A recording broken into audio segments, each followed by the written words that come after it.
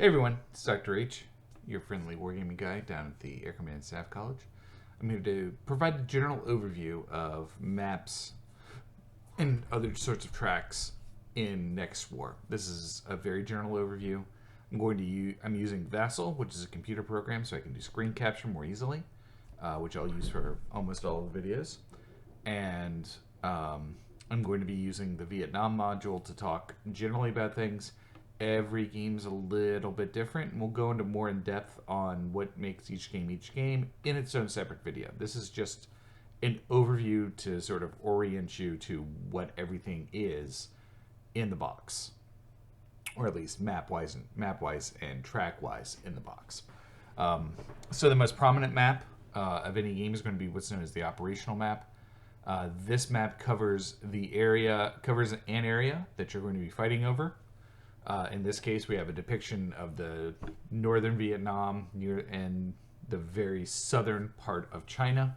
Right, there's a border on here. What makes the operational map is the hex grid overlay. The hex grid overlay is used to regulate movement and a variety of other things that involve distance in the game. And the operational map has hexes. There are going to be other maps that don't have hexes, they have zones.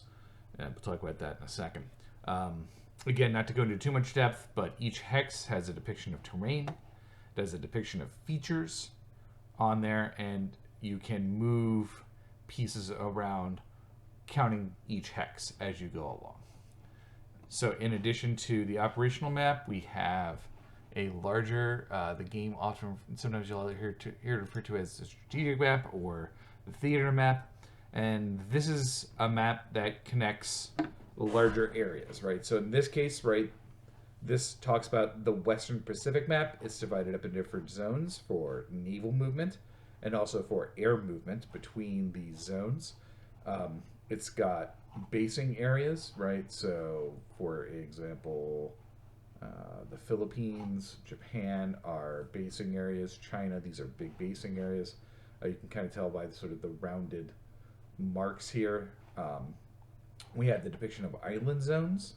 And again, like I said, each game will get into more depths of it. But those are these big hexes that are printed on the maps. And you can see that there are helicopter symbols. Again, those regulate air mobile movement in the area. And then different colors for which air superiority you're fighting over on any given time. Again, we're going to get into we'll get into these depths as needed. That's just to tell you that that's going on. We also have tracks here, right? The flown, ready, aborted boxes that cover air unit status, whether unit is ready to go, whether unit is flown for the turn, or unit has suffered an aborted combat result, right? So you can keep track of your air unit statuses here. We have an air superiority section, so units that have been committed to air superiority in the air superiority mission section. And we also have a few holding boxes. And holding boxes, again, are connected to areas on the map, but are much larger areas. So, for example, all of Vietnam that is not depicted on the operational map is depicted as part of the SRV holding box.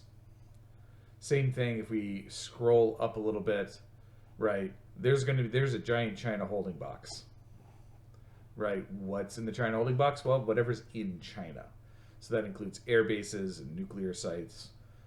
There are holding boxes that represent a variety of other countries that might be present. Right over here, upper left, we have the flight tracks.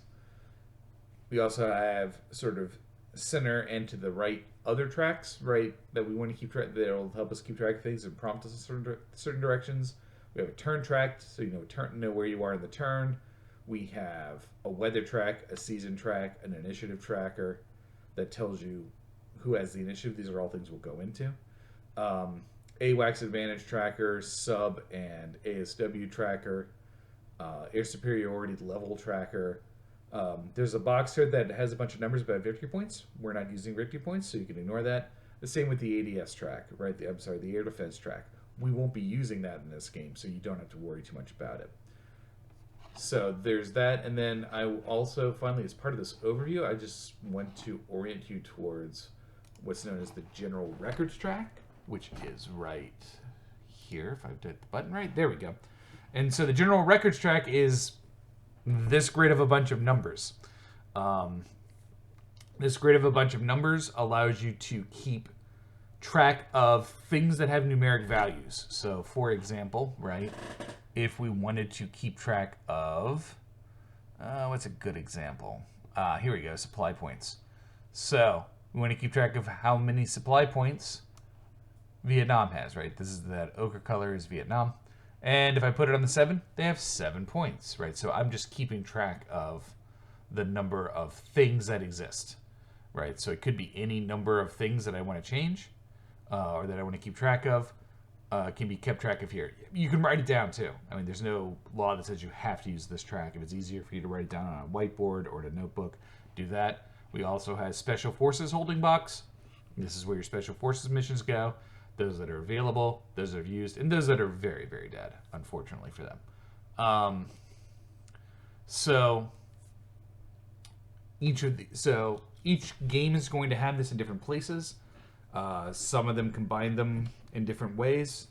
The general record track, for example, is on the theater map for Poland. There are very compact versions of an operational map, I should say, of a larger strategic map for Korea. Those things are, we're going to connect those things together as part of the bigger game. The Iran game combines the operational map and the operational map with the hex crate and a more strategic display. So each game is packaged differently, but the basic pieces should still be there. The strategic displays, places for you to manage air units, places for you to keep track of general records, an operational hex grid map that you push things around on, holding boxes. These are all just sort of basic building blocks of the game, building components of the game. So that's a very brief overview. This is just to orient you on what those things are. We're going to go into much further depth on basically everything in other videos. This is just a starting point for learning what is this thing that I'm holding. So anyway, that's my story and I'm sticking to it. I will catch you in the next video. Thanks.